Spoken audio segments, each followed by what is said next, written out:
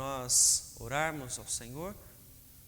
Querido Deus, em nome de Jesus, nós queremos agradecer ao Senhor por estarmos na Tua casa, agradecer pela oportunidade de termos a Tua palavra em nossas mãos, com liberdade para ler. E assim, ó Deus, pedimos ao Senhor que abençoe este momento, que continue, ó Deus, falando ao nosso coração nesta manhã, nos fortalecendo através da ação do Teu Espírito Santo, ó Pai. Que o Senhor venha conduzir, ó Deus, este momento para que tudo, ó Deus, que viermos a compreender na Tua palavra, seja para louvor e glória do Teu santo nome, ó Pai. É em nome de Jesus que nós oramos e desde já agradecemos ao Senhor. Amém, Senhor Deus.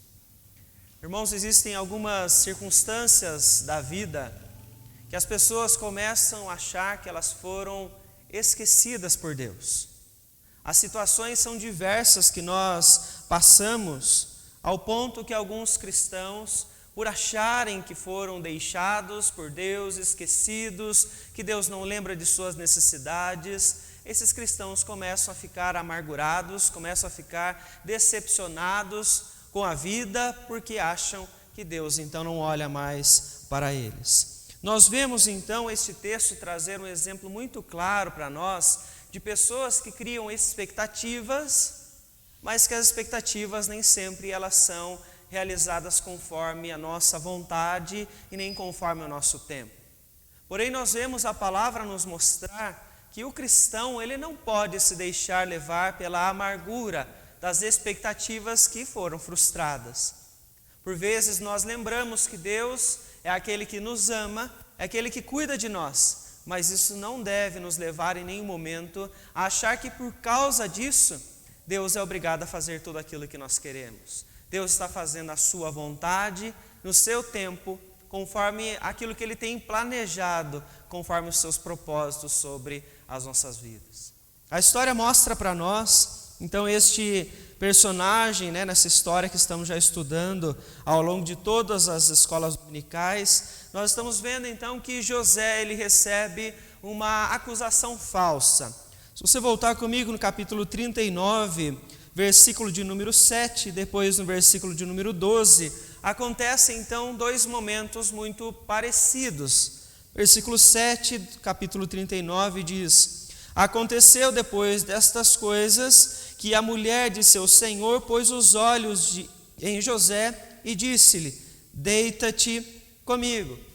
Então nós vemos que José, conforme a história nos mostra, foi vendido pelos irmãos e no Egito, então, ele é colocado na casa de Potifar. E a mulher de Potifar, quando o conhece, o versículo 6, então, já diz para nós, José era formoso de porte e de aparência. Esta mulher desejou se deitar, então, com José, mas ele se recusa. Versículo de número 12, a situação ela se repete, então diz, ela o pegou pelas vestes, ele disse, deita-te comigo. Ele, porém, deixando as vestes na mão dela, saiu fugindo para fora. Nessa circunstância que ela não conseguiu aquilo que ela queria, ela cria, então, uma acusação falsa contra José. A continuação da narrativa mostra, então, ela acusando José de ter tentado se deitar com ela e ela, se não tivesse gritado, ela não teria sido liberta daquela situação. E essa acusação falsa, então, faz com que José venha cair no cárcere, ele seja preso e dentro dessa prisão, como diz o versículo de número 23, onde ele estava ali naquele momento, ele vai então conhecer o copeiro-chefe e o padeiro-chefe, que então ofenderam ao rei do Egito. E é nesse momento, nessa circunstância, que os três estão então de igual forma, para o rei, os três erraram, para o rei, os três então cometeram algo que mereciam então estar ali naquele instante, que o copeiro e o padeiro, eles têm este sonho, O primeiro, como nós vimos, o texto mostra para nós o copeiro tendo um sonho com uma videira, E essa videira, então, ela tem ali os seus 3 ramos que brotam. Mas é um sonho que, de certa forma, é positivo, Então, eles estavam com receio de entender, né, o que aquele sonho dizia. E a interpretação vem através de José, que já sabia, de certa forma, que Deus usaria como o próprio profeta, né, aquele que veio para falar algo da parte de Deus. Porque no capítulo 37, ele mesmo teve sonhos e Deus concedeu a ele as interpretações do sonho que ele teve perante a sua família. No texto, então, o copeiro-chefe que recebe a interpretação desse texto, ele então observa que isso realmente aconteceu.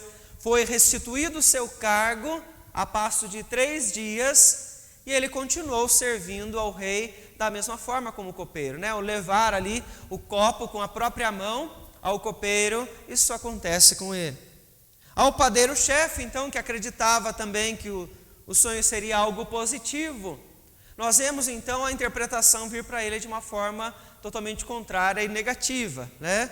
Ele então foi condenado pelo rei, né? pelo faraó, né? Pelo líder, e nós vemos então que ele acaba sendo morto nesse momento. A diferença das duas conversas, dos dois diálogos que nós temos José conversando e explicando com cada um deles, é que com aquele que iria sobreviver, ele pede que tenha misericórdia da vida dele, que seja bondoso para com ele. E no versículo 14 e 15, né, nós vemos ele pedir então, quando estiver diante do faraó, lembra-te de mim. É alguém que ele está ali fazendo um favor, né? Ele está auxiliando, ele está ajudando, abençoando aquele homem, permitindo que ele entendesse este sonho que ele está tendo. Porém, nós vemos então o versículo de número 23 mostrar que quando o copeiro-chefe volta ao seu cargo, ele não se lembra de José, muito pelo contrário, ele acaba se esquecendo. Então vejam só o que acontece com José nesse momento, é que ele é injustiçado. Ele recebe então como se fosse uma traição da parte deste a quem ele ajudou enquanto eles estavam juntos. O copeiro-chefe poderia ter se lembrado dele, o copeiro-chefe poderia ter falado dele, a primeira coisa que ele poderia ter feito era isso, mas nós vemos este homem sendo ingrato para com José. Ele se esquece, ele não se importa com este que está preso e sofrendo da mesma maneira como ele. José, quando ele então cai nesta prisão e quando ele consegue ver esta circunstância ao qual ele vai poder agora ser usado por Deus, né, para interpretar, talvez ele tivesse criado uma expectativa. Bom, agora que eu estou ajudando ele, quando ele sair daqui, ele vai se lembrar de mim, ele vai fazer algo a meu favor, ele vai agir e eu vou sair dessa prisão da mesma forma como ele. Mas nós vemos que, infelizmente, isso não acontece. Mas da mesma forma como nós vemos José pedir a ele, nós não vemos José demonstrar qualquer tipo de expectativa falsa ou vazia naquela circunstância. José ele apenas está vivendo circunstância após circunstância, momento após momento. E é interessante o que Deus faz então ao longo dessa narrativa. José continua preso, e o copeiro volta à presença do faraó. E agora quem tem um sonho não é mais o copeiro, não é mais José, mas é o próprio faraó. Vamos ler então o capítulo de número 41, a partir do versículo 1 até o versículo 8, que o texto diz assim: Passados 2 anos completos, faraó teve um sonho. Parecia-lhe achar-se ele de pé junto ao Nilo. Do rio subiam 7 vacas formosas à vista e gordas e pastavam no carriçal. Após elas, subiam do rio outras 7 vacas, feias à vista e magras, e pararam junto às primeiras na margem do rio. As vacas feias à vista e magras comiam, as 7 formosas à vista e gordas. Então acordou o faraó. Tentando a dormir, sonhou outra vez. De uma só haste saíam 7 espigas, cheias e boas. E após elas, nasciam 7 espigas mirradas, crestadas do vento oriental. As espigas mirradas devoraram as 7 espigas grandes e cheias. Então acordou o faraó. Fora isto um sonho. De manhã, achando-se ele de espírito perturbado, mandou chamar todos os magos do Egito e todos os seus sábios, e lhes contou os sonhos. Mas ninguém havia que lhos interpretasse. Então veja, o texto mostra que depois que José ajudou o copeiro-chefe, como ele tinha dito, foi reabilitado ao seu cargo. Passam-se 2 anos. Ele está preso ainda, apesar de ter auxiliado aquele homem, e uma circunstância nova agora vem para que ele possa servir novamente a Deus. É um sonho então que é concedido ao faraó, e este então procura em todos aqueles que poderiam de alguma forma interpretar esse sonho, e ele não encontra ninguém. E é interessante então o texto mostrar para nós que aquele então que tinha se esquecido de José, aquele que poderia ter usado com bondade antes, ele agora vai então falar sobre este que estava preso junto com ele. No versículo de número 9, então ele diz: Então disse a Faraó o copeiro-chefe: Lembro-me hoje das minhas ofensas, estando o Faraó muito indignado contra os seus servos e pondo-me sobre prisão na casa do comandante da guarda. A mim e ao padeiro-chefe tivemos um sonho na mesma noite, eu e ele. Sonhamos a cada sonho com sua própria significação. Achava-se conosco um jovem hebreu, servo do comandante da guarda. E aqui nós vemos então que ele passa a informação ao faraó de que existia alguém na prisão com eles, alguém dos hebreus, que havia então interpretado os sonhos deles e que conforme ele havia interpretado, aquilo havia então acontecido. Nós vemos então o faraó mandar chamar ele naquele instante para entender o que significavam aquelas 7 vacas magras, 7 vacas mais gordas e aquelas espigas então mirradas que devoravam as outras espigas. E ele mostra então esse tempo de dificuldade então que viria sobre todo o Egito. Porque o faraó está agora com o espírito perturbado, da mesma forma como estavam o copeiro-chefe e o padeiro-chefe depois dos sonhos. E é através então de José que nós vemos os significados virem diante dele. Vejam só que interessante o que o texto mostra para nós. Alguém que, para José, que ainda está preso, por 2 anos, demonstrou só ingratidão para com ele.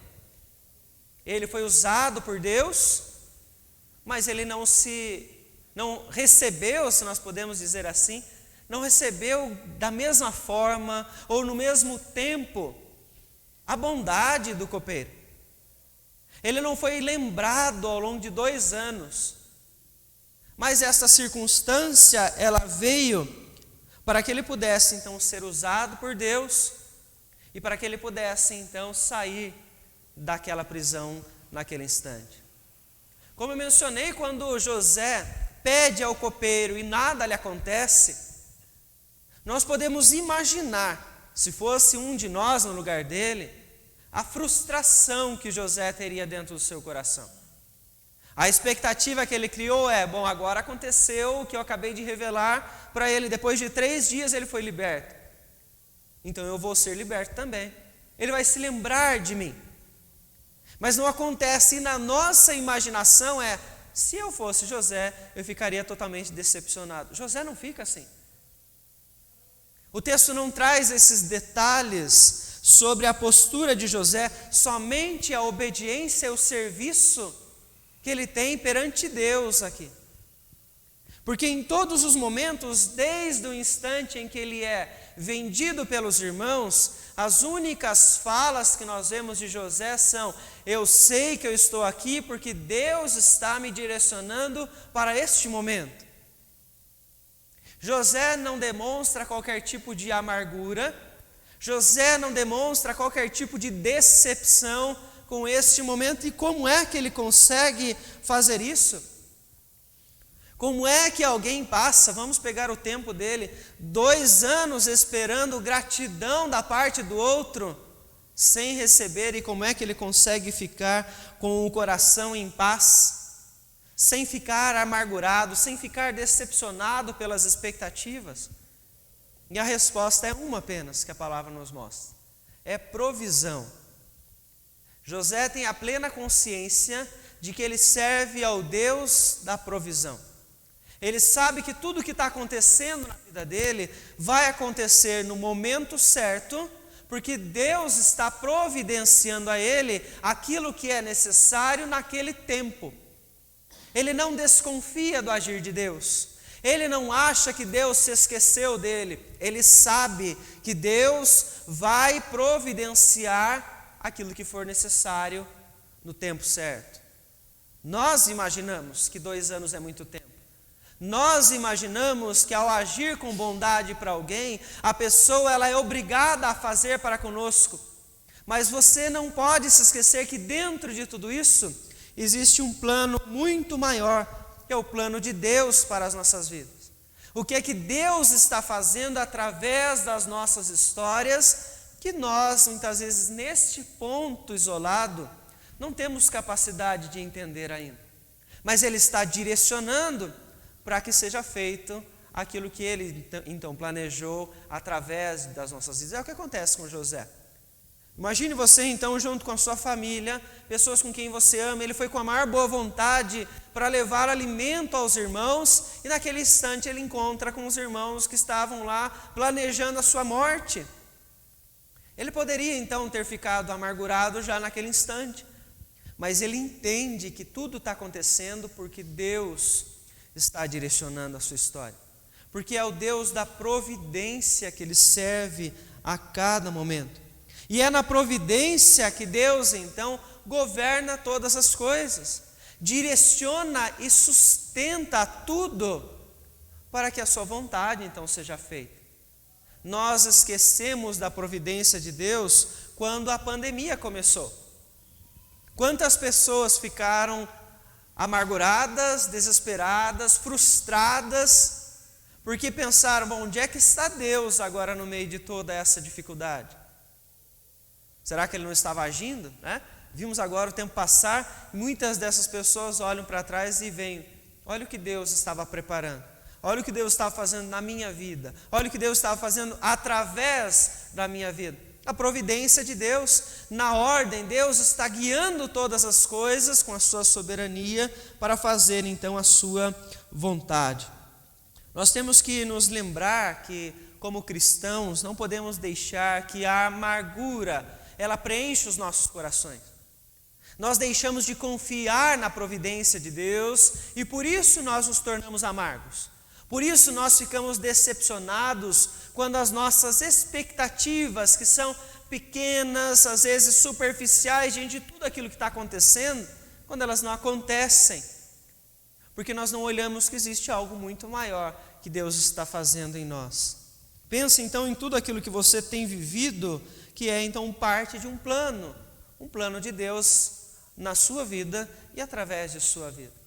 Quando você olha o próprio ministério de Jesus, você pode ver então que Jesus ele teve momentos onde ele mesmo orou ao Pai para que fosse passado dele aquele cálice, porque ele sabia que uma grande dificuldade viria. Mas o final de sua oração é que seja feita a sua vontade. Ele está confiando na providência do Pai. Ele sabe que aquilo que vem é aquilo que foi planejado. Ele sabe que o que vai acontecer é o que deve acontecer. Por isso que nós sempre comentamos aqui que nas nossas orações, nós muitas vezes pedimos para Deus tirar de nós a dificuldade, para Ele nos fazer passar por aquele momento e não sofrer mais. Mas esquecemos de pedir para que Deus nos mostre o propósito daquele instante. Para que Deus está usando aquela dificuldade? Para que Deus está usando aquele momento que nós então ficamos até frustrados? Mas não, nós queremos apenas ficar vivendo uma vida tranquila. Pensando então na questão da providência, nós temos que nos lembrar que o Senhor, então, é aquele que está providenciando tudo, inclusive em meio a toda a sua criação. Quero pedir a algum irmão que leia para nós, por favor, o texto do Salmo 135, versículos 6 e 7, por favor.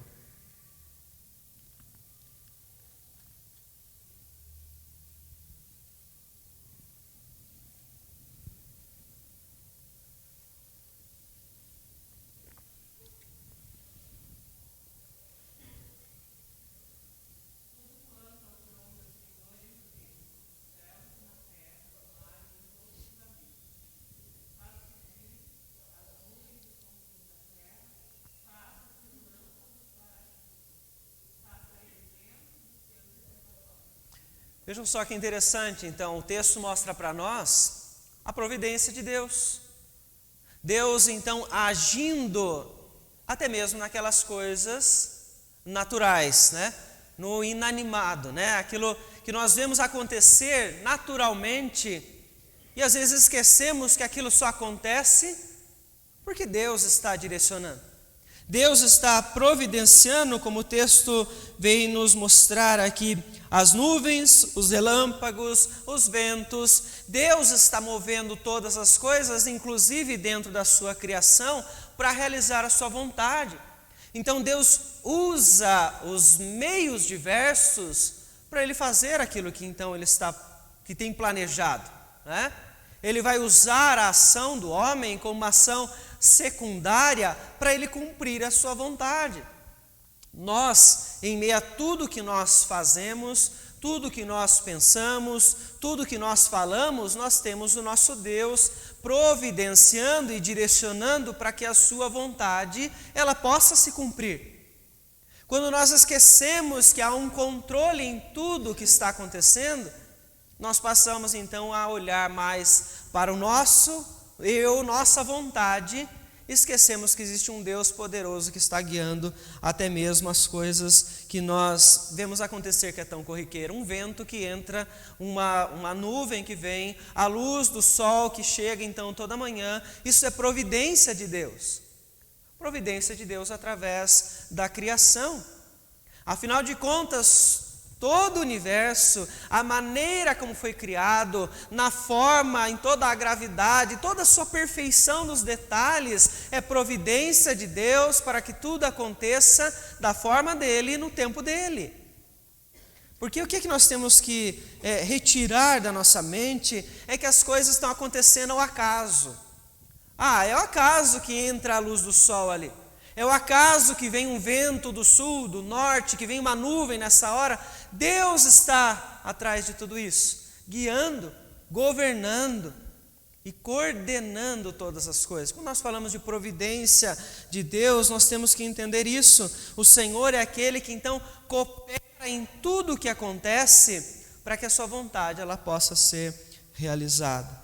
Nós vimos aí então na questão da própria criação, nós vemos o Senhor Jesus falar então sobre os animais, sobre as plantas, né? Quando ele diz as aves do céu que não semeiam, nem colhem, nem ajuntam em celeiros. Ou ele fala sobre os lírios do campo que têm toda a sua beleza. O que eles fazem para ficar assim? O que é que as aves do céu fazem para manter o seu ciclo de vida? Elas não são racionais como nós. Elas não têm esta capacidade de pensar e criar algo a mais como nós temos. Mas elas estão aí, vivendo, se desenvolvendo, criando novas aves. E o ciclo continua. A mesma coisa com as plantas, florestas. Você já parou para observar a perfeição da criação? A perfeição que existe em uma simples folha de uma árvore, que se não houvesse os dutos para ela fazer a fotossíntese, toda a complexidade que existe na criação, nada existiria. Não existiria a renovação do nosso ar para você e eu vivermos. O que é isso? É providência de Deus. É Deus cooperando através das coisas inanimadas, como o vento, como a luz do sol, como os raios e chuvas, mas também através da criação nos animais, nas árvores, naquilo com o que nós interagimos a todo instante. Não é por um acaso que uma folha cai da árvore. Não é por um acaso que brota uma flor. É pela providência de Deus.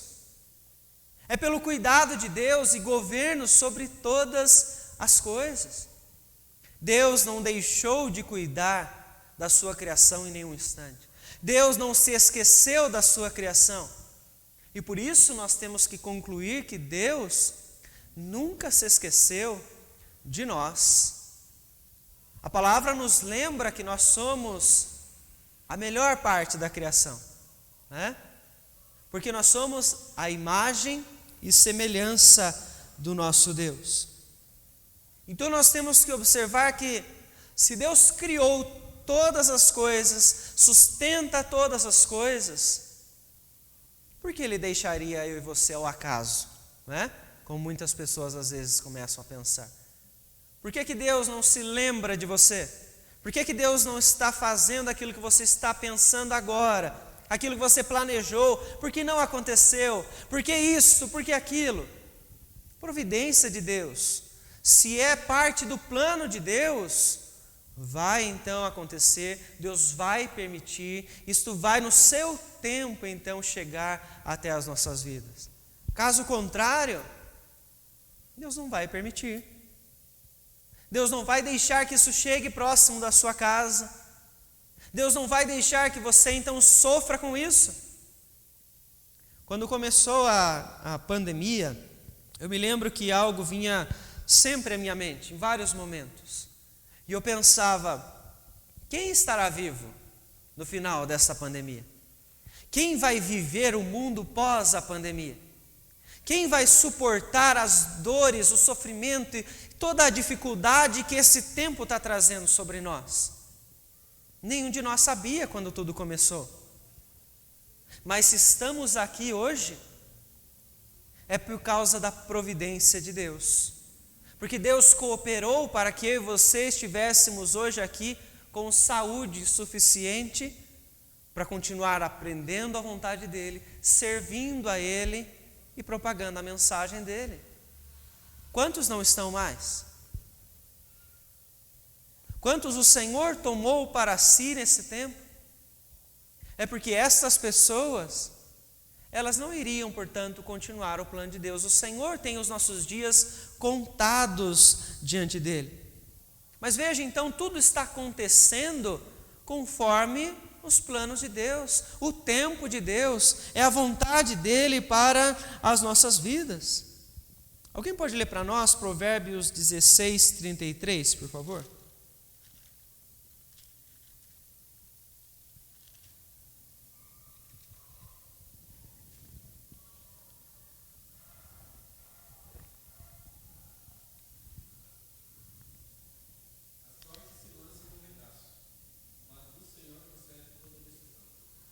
Veja só, então, a decisão procede de Deus, ou seja, a palavra final de como as coisas vão acontecer, ela não vem de nós, dos nossos planos, da nossa melhor estratégia, não, é Deus quem vai guiar. Tudo que está acontecendo, inclusive este momento que nós vivemos, ele está acontecendo conforme Deus diz. Quando vai terminar? Conforme a ordem e decisão de Deus.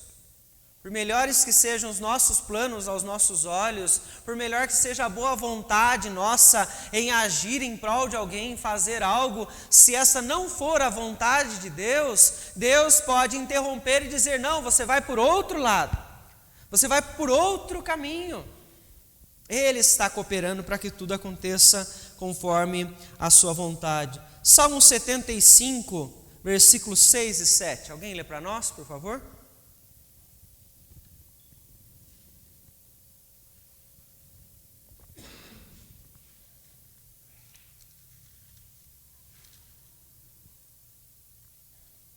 Setenta e cinco, 6 e 7.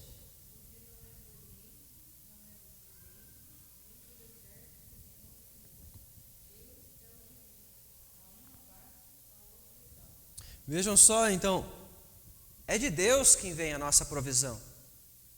É de Deus que vem, portanto, a nossa vitória das nossas lutas diárias perante quaisquer níveis de dificuldade que você passa. O texto está dizendo: Deus é o juiz. A uns Ele vai abater e a outros exaltar. Alguns Ele vai então permitir momentos de derrota. Nós vimos isso em várias batalhas. Estudamos a história de Israel. Por que que alguns perdem? Por que que os inimigos perdem? Porque em todos os momentos Deus estava com o seu povo. Ah, mas Israel também perdeu. Por quê? Estavam em pecado e Deus levantava opressores para que o seu povo pudesse ser derrotado. A força que fazia eles vencerem não era a quantidade de pessoas no exército, não era a força das suas espadas, mas sempre foi Deus. Deus abate alguns e exalta outros. É providência isso. É Deus cooperando em todas as nossas lutas para que a sua vontade possa acontecer. Num todo existe um plano muito maior, que não é eu e você, mas é aquilo que Deus está fazendo através das nossas vidas. Nós não estamos no centro disso tudo. Nós temos que lembrar que nós somos participantes daquilo que Deus então está fazendo através de nós. Alguém pode ler para nós Esdras capítulo 6, versículo 22, por favor?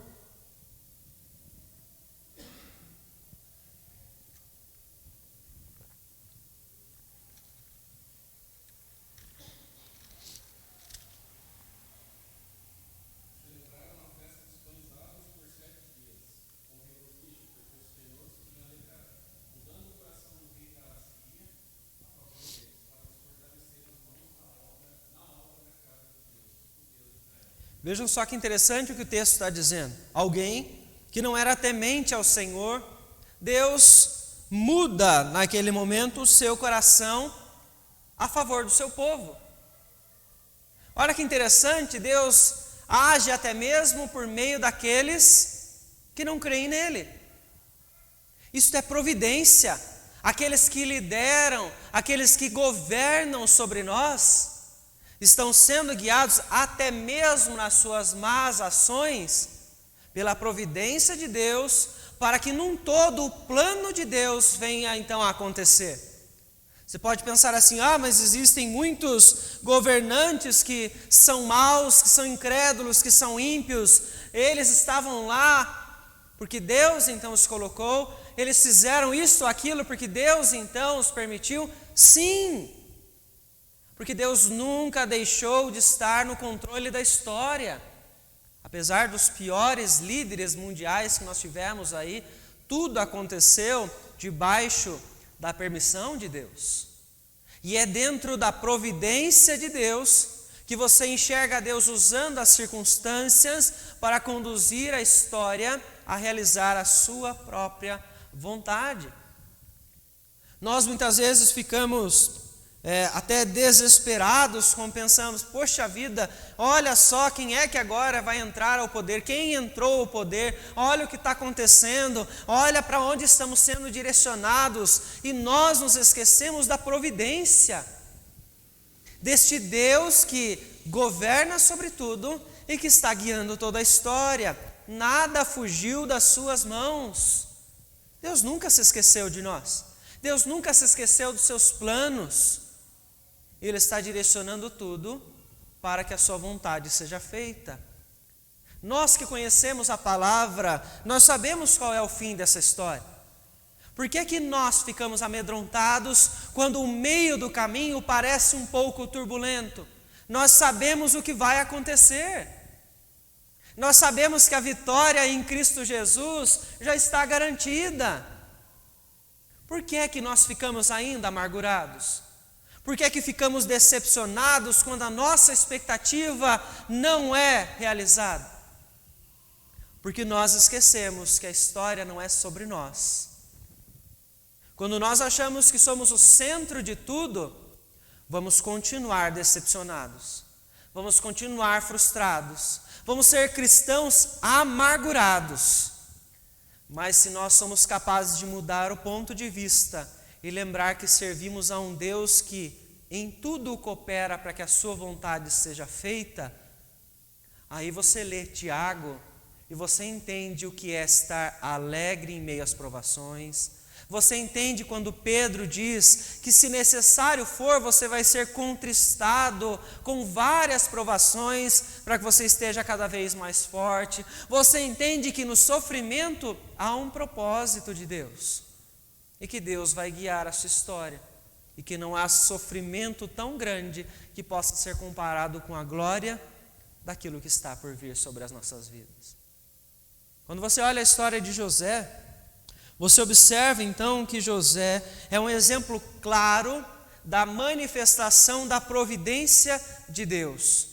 Ele é vendido, ele é preso injustamente, ele interpreta um sonho na cadeia, achando naquele instante que ele vai ser favorecido. Não é, mas no momento certo, no tempo certo, na circunstância certa, Deus age e coopera através daquele momento para que a sua vontade seja feita. Qual era a vontade de Deus? Para que a descendência daqueles que estavam debaixo da aliança estivessem vivos e continuassem a exaltar ao nome dele. É o que acontece. José se torna governador do Egito. José então traz sustento à sua família e os israelitas, que até esse instante eram uma família, eles se multiplicam e se tornam um grande povo. Por quê? Porque Deus providenciou para que tudo acontecesse assim. Porque Deus providenciou toda a história até chegar em Cristo Jesus, a descendência, para que nós pudéssemos hoje estar aqui dizendo que estamos livres para poder servir ao Senhor com a nossa fé. Com aquilo que era mistério no Antigo Testamento, hoje para nós então estivesse revelado. Providência de Deus. Ao longo de toda a história bíblica, você pode ver a mão de Deus guiando todos os personagens, todos os reis, todos os líderes, todos os juízes, para que nós pudéssemos entender qual era então o plano de Deus sobre as nossas vidas. O que é que nós temos que lembrar, então, entender com toda essa questão da providência de Deus? Se Deus não agisse assim, se Deus não cooperasse ao longo da história, nós não poderíamos então realizar nada. Se não fosse Deus agindo, nós que somos limitados, que somos falhos, não poderíamos fazer algo de bom acontecer. E a história então não teria o fim previsto. Se Deus deixasse tudo acontecendo ao acaso, à vontade do homem, que fim nós teríamos? Que certeza de fim nós teríamos? Porque existem aqueles, então, que acreditam que Deus não está no controle de tudo e que eles estão. Porque quando eles pecam, eles se afastam de Deus, estão passíveis de serem condenados de novo. Porque essas pessoas entendem que a história está nas mãos delas e que elas é quem guiam a história e não Deus. Mas nós vemos que o Senhor está direcionando tudo. Então a certeza de que Ele coopera com toda a história é a certeza de que nós vamos ver o fim que está prometido, porque isso não depende de nós. Nós temos que lembrar que nós somos apenas um dos meios pelos quais o Senhor está agindo para cumprir os seus decretos. Você e eu somos parte do plano de Deus. A sua vida, aquilo que está acontecendo em você e através de você, coopera para que os decretos de Deus eles possam acontecer. A igreja está agindo para que o Senhor então possa realizar toda a sua vontade, e aqueles que também não o conhecem também estão. A diferença é que nós temos o privilégio de proclamar isso conscientemente, de que nós sabemos o que está acontecendo e onde isso tudo vai terminar e como isso tudo vai terminar. Quando você olha para o mundo, você encontra pessoas que não têm esta consciência, e aí é justificável até certo ponto que eles sejam amargurados, que eles sejam pessoas frustradas, que eles sejam decepcionados com a vida, mas a igreja não. A igreja não tem justificativa para viver dessa forma. Se ela crê no Deus da providência, ela sabe que até mesmo a dificuldade, ela vem porque o Senhor está agindo para o bem dela. Todas as coisas cooperam para o bem daqueles que amam a Deus. Deus está usando esses momentos para moldar cada um de nós conforme a imagem do Filho, assim diz o apóstolo Paulo na sua carta aos Romanos. Para quê? Para que a igreja possa exaltar ao Senhor, para que a igreja leve este mundo, as nações, a glorificar aquele que é o Criador, aquele que merece toda a honra e toda a glória. Nós não podemos nos esquecer, portanto, deste grande Deus que cuidou de José, deste grande Deus que também cuida de nós. José, que não teve sinais em nenhum momento de amargura, de decepção, ele é o exemplo para nós nesta manhã de que nós devemos agir assim. Não digo que você não vai passar por dificuldade, que você por um acaso não vai chorar, não vai ficar abatido, mas que você vai se lembrar a todo instante, apesar das dificuldades, que você tem um Deus que está usando tudo para que tudo coopere, para que a sua vontade ela possa ser feita. E assim nós olhamos a vida com esperança, assim nós olhamos as dificuldades com outros olhos, o olhar da fé, que nós temos o privilégio, então, de ter graças ao nosso Senhor. Quantas vezes, portanto, você passou por dificuldades? Quantas vezes você passou por lutas nas quais você se fechou no seu mundo, porque você se esqueceu que você tinha um Deus que estava cuidando de você? Se este é o dia que você teve para relembrar a providência de Deus, coloque-se diante do Senhor no momento que nós formos orar e peça ao Senhor por misericórdia. Peça ao Senhor por perdão, porque talvez em algum instante você tenha esquecido, você tenha deixado de buscá-lo, você tenha se afastado do seu caminho e não olhado com atenção a este cuidado que Ele tem tido para conosco em todos os momentos. E que a cada instante o Senhor venha a ser honrado nas nossas vidas. Por mais que alguém venha a se lembrar, como lembraram de José naquele instante, que ele era bom para interpretar o sonho, que nós venhamos a fazer como ele, não trazer qualquer louvor a nós, qualquer glória a nós, mas que a todo momento seja o Senhor honrado nas nossas vidas, porque tudo acontece para a glória dele. O Senhor está permitindo para que Ele mesmo seja exaltado através das nossas vidas. Que Deus nos abençoe e nos fortaleça desta forma para que através de nós outros conheçam a mensagem de salvação, que outros se rendam ao Senhor e venham a louvar ao nosso Deus. Alguém gostaria de tirar alguma dúvida? Alguém gostaria de fazer algum comentário neste momento?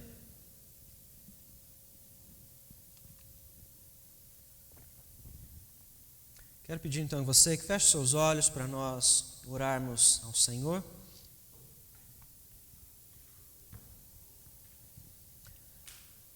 Querido Deus, em nome de Jesus, que nós queremos agradecer ao Senhor, ó Deus.